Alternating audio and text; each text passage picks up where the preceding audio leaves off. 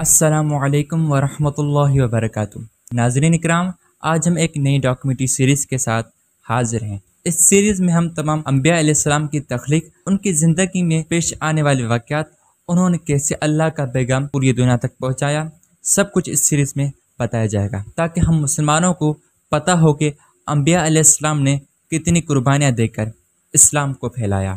تو آئیے شروع کرتے ہیں، لیکن رکیے، اگر آپ نے ابھی تک ہمارے چینل کو سبسکرائب نہیں کیا تو جلدی سے کر لیں، کیونکہ آج سے یہ قصص الانبیاء ڈاکیومنٹری سیریز آپ کو بہت معلومات فراہم کرے گی۔ تو آج ہم بات کریں گے تخلیق حضرت آدم علیہ السلام کی۔ جب اللہ تعالیٰ نے حضرت آدم علیہ السلام کو پیدا کرنے کا ارادہ فرمایا تو زمین میں سے ایک مشت مٹی لی گئی، پھر اس مٹی کو مختلف پانیوں سے گوندا گیا، یہاں تک کہ وہ گارا بن گئی اور چپکنے لگی۔ پھر وہ گارا سیاہ ہو گیا اور اس میں بو پیدا ہوئی۔ پھر اس سیاہ رنگ اور بو والی مٹی سے انسان کی صورت بنائی گئی۔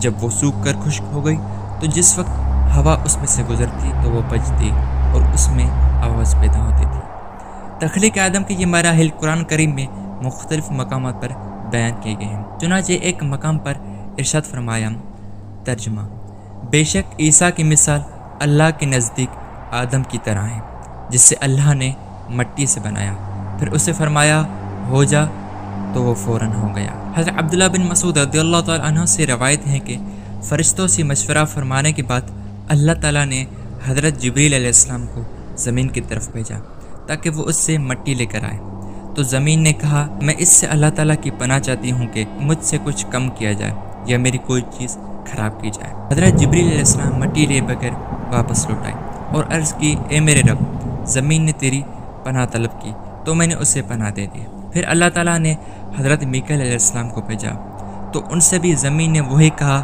اور انہوں نے بھی اسے پناہ دے دی اور لوٹ کر بارگاہ الہی میں وہی عرض کی جو حضرت جبریل علیہ السلام نے کی۔ پھر اللہ تعالیٰ نے حضرت عزرائیل علیہ السلام کو بھیجا، زمین نے ان سے پناہ طلب کی تو انہوں نے فرمایا میں اس بات سے اللہ تعالیٰ کی پناہ طلب کرتا ہوں کہ اس کا حکم نافذ کیے بغیر واپس لوٹ جاؤں۔ چنانچہ انہوں نے سطح زمین سے مٹی لے لی۔ حضرت آدم علیہ السلام کی مٹی کو مکہ اور طائف کے درمیان مقام نعمان میں رکھا گیا اور مختلف مراحل سے گزرنے کے بعد جب اس مٹی میں انسانی صورت قبول کرنے کی صلاحیت پیدا ہو گئی تو اسے جنت میں لے جایا گیا، جہاں حضرت آدم علیہ السلام کی صورت بنائی گئی۔